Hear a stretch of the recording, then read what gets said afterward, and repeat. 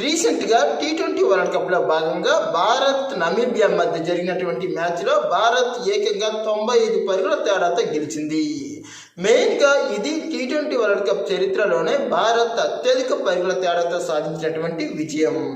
కానీ ఇక్కడ భారత్ విజయాన్ని కాస్త పక్కన పెడితే భారత్ గెలిచినప్పటికీ ఈ మ్యాచ్ ద్వారా భారత్ యొక్క లోపాలు అనేవి చాలానే వెలుగులోకి వచ్చాయి. ప్రధానంగా గత మ్యాచ్లో భారత్ యుఎస్ఏపై చాలా కష్టంగా గెలిచినప్పటికీ ఈ నమీబియాపై మాత్రం చాలా సులభమైన విజయాన్ని నమోదు చేసిన ఈ మ్యాచ్ ద్వారా భారత్ యొక్క మిడిల్ ఆర్డర్ బ్యాట్స్మెన్ల యొక్క బలహీనత అనేవి చాలానే బయటపడ్డాయి.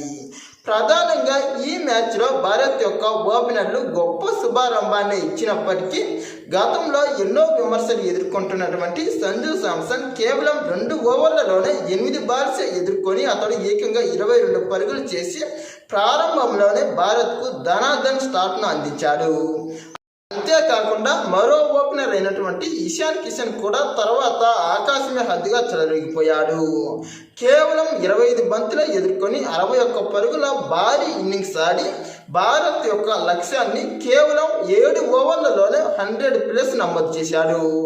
మరి ఇలాంటి సిచ్యువేషన్లో భారత్ ఏకంగా 250+ స్కోర్ చేసేలా కనిపించినప్పటికీ ఓపెనర్లు ఇచ్చినటువంటి మెరుపు ఆరంభాన్ని భారత బ్యాట్స్మెన్లు ఉపయోగించుకోలేకపోయారు.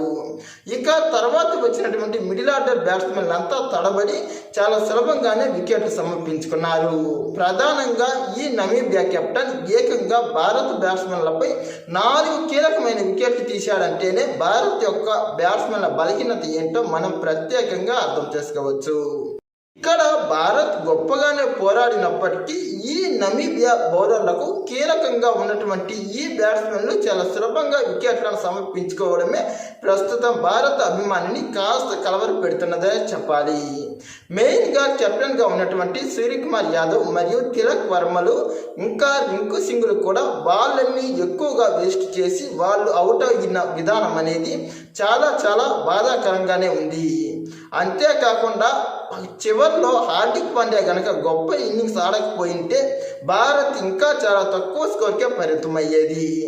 ఇక ఒకానొక సందర్భంలో ఈ ఓపెనర్లు ఇచ్చినటువంటి మెరుపు ఆరంభాన్ని ఈ బ్యాట్స్మెన్లు చాలా దారుణంగా వేస్ట్ చేశారన్న విమర్శలు కూడా వెల్లువెత్తాయి. ఇక హార్దిక్ పాండ్యా చివరిలో గొప్పగా బ్యాటింగ్ చేసి భారత్కు గౌరవప్రదమైన స్కోర్ని అందించడంలో చాలా కీలకంగా మారాడు. ఇక తర్వాత బౌలింగ్లో కూడా ఈ హార్దిక్ పాండ్యా 2 కీలకమైన వికెట్లు తీసి మ్యాన్ ఆఫ్ ది మ్యాచ్గా నిలిచాడు. ప్రధానంగా ఈ బ్యాటింగ్ పరంగా నమీబియా పూర్తిగా తేలిపోయినప్పటికీ వీళ్ళు ఇలా చిన్న టీం కాబట్టి మనం వీళ్ళను వదిలివేయవచ్చు. కానీ అదే సందర్భంలో సేనా కంట్రీస్ అయినటువంటి New Zealand, England, south Africa, Australia టీంలు కనుక ఇలాగే ఆడి ఉంటే మన యొక్క ఈ ఓపెనర్లు ఇచ్చిన ఆరంభాలను ఖచ్చితంగా వాళ్ళు గొప్ప స్కోర్లుగా మలుచుకుని ఉండేవారు. కానీ మన మిడిల్ ఆర్డర్ బ్యాట్స్మెన్ ఇలా చిన్న టీంల పైన ఇంత దారుణంగా తడబడడం అనేది కాస్త కలవర పెట్టే అంశమే. మరి రాబోయే మ్యాచ్ల్లో వీళ్ళు ఈ వైఫల్యాలను అధిగమించి ఎలా మన టీంకు మరిన్ని విజయాలు అందిస్తారో చూడాలి. ప్రధానంగా క్రికెట్లో గెలుపు, ఓటములు మరియు వైఫల్యాలు అనేవి చాలా సాధారణమే. వాటి నుంచి పాఠాలు నేర్చుకొని నెక్స్ట్ మ్యాచ్కు ఎలా సన్నద్ధమవుతామన్న దానిపైనే విజయాలు అనేవి ఆధారపడి ఉంటాయి. ఇక టోటల్ మీద ఈ మ్యాచ్లో బౌలింగ్ పరంగా భారత్ గొప్పగానే ఆడింది. ప్రధానంగా హర్షదీప్ సింగ్ గొప్పగానే బౌలింగ్ నమోదు చేసిన వరుణ్ చక్రవర్తి కీలకంగా కేవలం 2 ఓవర్లలోనే 2 వికెట్లు తీసి కేవలం 7 రన్స్ మాత్రమే ఇచ్చి గొప్ప బౌలింగ్ ఇచ్చేశాడు. అంతేకాకుండా అక్షర్ పటేల్ కూడా 2 కీలక వికెట్లు తీసి నమీబియా పతనానికి కీలకంగా మారాడు. ఇక బ్యాట్స్మెన్ పరంగానే కాస్త అంతో ఇంతో భారత్ తడబడిందనే చెప్పాలి.